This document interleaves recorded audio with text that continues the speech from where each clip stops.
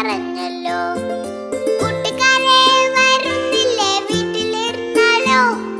സന്ധ്യ വരും മുമ്പേ ഉണ്ണി പന്ത് കളിക്കണ്ടേ? സന്ധ്യ വരും മുമ്പേ ഉണ്ണി പന്ത് കളിക്കണ്ടേ?